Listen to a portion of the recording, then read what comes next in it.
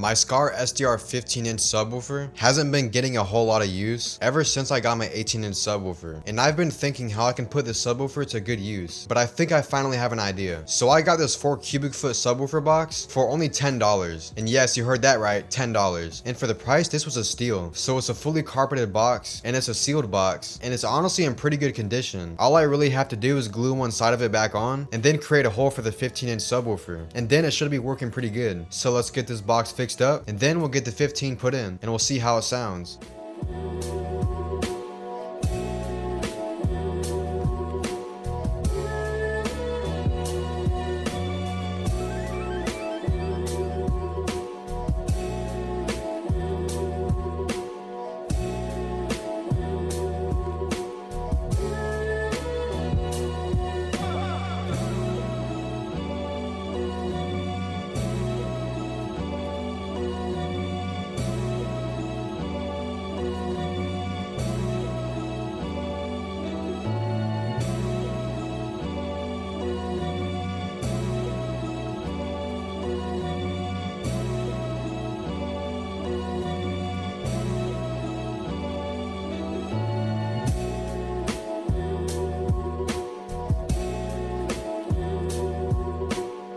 Everything really didn't go according to plan today. Everything seemed like it was going smooth, but right before I was about to cut the hole for the subwoofer, this happened.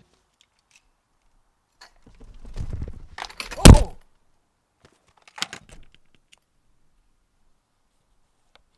It just broke the lens. The lens is broken.